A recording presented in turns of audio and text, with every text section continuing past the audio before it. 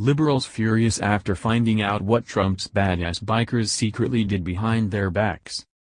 As President Donald Trump held his latest campaign-style rally in Phoenix, Arizona this past Tuesday evening, the Antifa terrorist and the so-called resist movement vowed to be out in forth protesting and attacking the president's law-abiding supporters. But there was at least one pro-Trump group that showed up in a big way to offer protection: Bikers for Trump. What was really beautiful wasn't what the bikers vowed to do. It was what they did before the actual party started, which was they prayed for peace. You will never see the Antifa or resist fascists doing that. About 50 Donald Trump-supporting motorcyclists rolled out of the parking lot of the Rock and Roll City Harley-Davidson dealership this morning in Cleveland, headed to a rally where speakers such as the conspiracist radio host Alex Jones and right-wing provocateur Milo Yiannopoulos would extol the virtues of the candidate later in the afternoon. Whether in an effort to better understand the Trump phenomenon or the biker phenomenon, I can't really say, but I spoke with several of them before they departed for the event. Bikers huddled together in small groups, pumping each other up like football players in a locker room going into a big game. Bikers for Trump, a loose, quasi-formal organization, had pledged to provide volunteer security for their candidate against protesters. In my mind at least, the proposition evoked Altamont, where Hell's Angels worked security for a Free Rolling Stones concert in 1969, and one member beat and stabbed to death an attendee who was carrying a pistol. But most bikers for Trump I talked to were amiable. Some were local, others came from far and wide.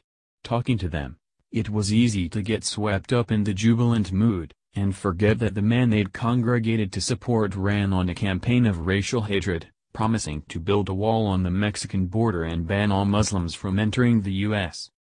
The Calderons were riding a Suzuki scooter, which they'd put in a trailer and towed on the 8-hour drive from their hometown. Brian Calderone said that because of problems with his left leg, he was no longer able to shift an ordinary motorcycle, but that he wanted to make the trip nonetheless. At 58 years old, I can't get a job anymore.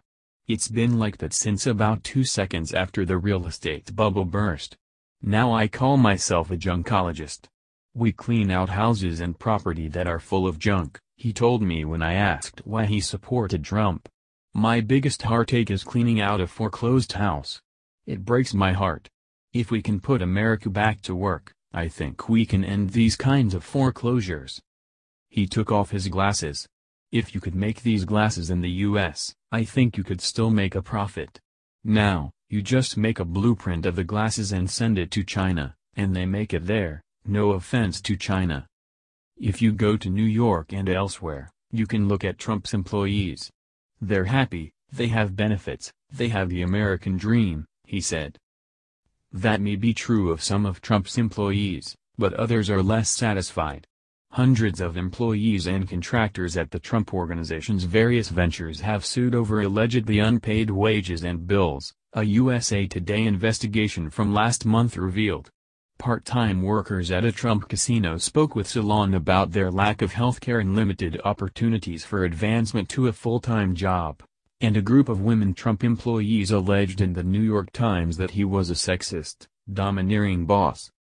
I asked Caroline Calderone what drew her to Trump, and she told me that when she was a teenager, in the 1960s, her parents were strict, and did not allow her to participate in the social upheavals of that era. The Bikers for Trump event felt like a once-in-a-lifetime opportunity to recapture the energy of that decade, she said. I was struck by the idealism of her answer, and surprised when, checking Twitter on the way back to my apartment, I saw a photo of her smiling next to a sign that read Trump's Wall Brigade at the America First rally, a rifle cradled in her arms. Jack was sitting atop his Indian bike, staring into his cell phone, when I asked him if he'd talk to me about Trump. Like the Calderons, he sported one of the Bikers for Trump t-shirts that were being sold out the back of a Bikers for Trump branded flatbed truck, which, for reasons unknown to me, also carried an enormous wooden tiki head. While I do support Donald Trump, and have since he announced, find it's more important to defend the democratic process than it is to support any one candidate, he said. I'm worried about our society, our country, the foundations it sits on and its future. I asked what made him worried. Martin Luther King walked hand in hand with white congressmen in the 1960s, and won civil rights for the black man, he told me. Today we have Malik Shabazz saying there will be violence, there are cops getting shot, you have Black Lives Matter saying they're going to shut down the convention. Malik Shabazz, a former chairman of the black nationalist New Black Panther Party, in fact said at a press conference that he anticipated leftist protesters would shut down highways, and that police would respond by making mass arrests and using tear gas, a prediction that right-wing blogs labeled as a call for violence. I asked Jack whether it was possible that the presence of the bikers for Trump might exacerbate violence and agitation, rather than temper it. We're here on a peacekeeping mission. We're not here to pick a fight, he said. All we can do is put ourselves between the innocent victims and the harm. We're here to back the police, not be the police. He ended with a warning, with a group of bikers, though, you have to understand. If somebody starts a fight, a biker usually finishes it. Brian rode a black Harley-Davidson and wore earrings in the shape of the Harley logo in each of his ears. Our conversation carried a harder edge than those I had with other bikers. I live downtown, I could walk to this crap, he said, meaning the hubbub surrounding the convention. Initially, he had planned to leave the city for the week, like several other Clevelanders I talked to, but decided to stay when he saw a news segment about bikers for Trump on TV. He stayed because he thought clashes between protesters and Trump supporters might become chaotic. I think Obama's a racist, he said. He goes out of his way to deal with minorities. The other day on TV, right after those cops got killed in Dallas, and he had more to say about the other two guys who got killed than the cops. I asked whether he had any sympathy for the Black Lives Matter movement or those who protested the police killings of Alton Sterling and Philando Castile. No, that's all bullshit. I've known black people my whole life and a lot of them are as well off or better off than the whites. I don't have any problem with any groups. But I think Black Lives Matter goes out of its way to irritate me, he answered.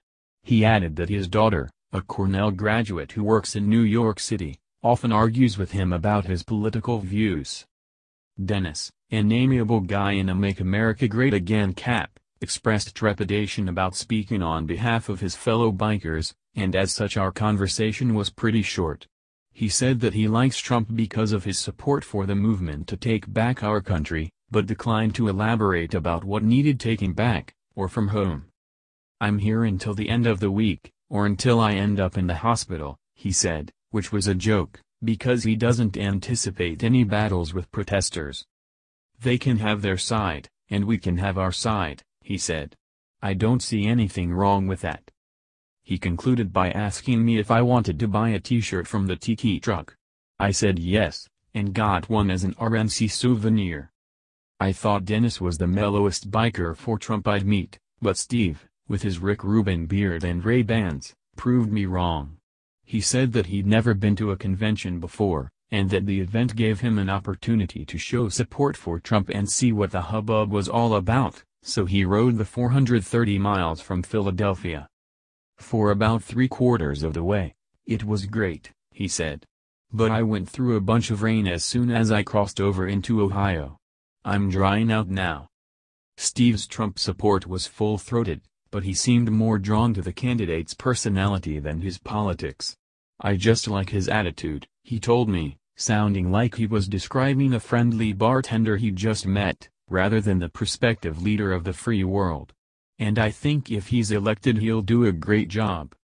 I asked him whether, like other bikers, he was steeling himself for violence. It might happen, but if it does, I don't want any part of it, he said with a laugh. I'm my own person. I'm walking away. Does he feel like Trump supporters have been misunderstood? Does he have anything he wants to get out to the media? No, I don't really have a message. So you're just kind of doing your own thing, I asked. Yep. That's correct. The Trump-supporting motorcyclists say they will be showing up to all rallies to protect the public and first responders from the anti-Trump thugs. And they have made it a point to make sure all law-abiding Trump supporters know that Bikers for Trump is there to protect the citizens and keep the peace when the police are given the order to stand down by liberal city mayors. They also make very clear the fact that they will not seek confrontations but that they are absolutely prepared for physical conflicts if need be. After the San Jose riots by people holding Mexican flags back in the summer of 2016, Bikers for Trump vowed on social media to protect the law-abiding citizens who have a right to attend a Trump rally without getting beat up, having eggs thrown at them or getting spit on. Sadly, the Antifa thugs know very well that in order to get into a rally where the president is speaking you can't have any type of weapon on you. So they know these people are sitting ducks.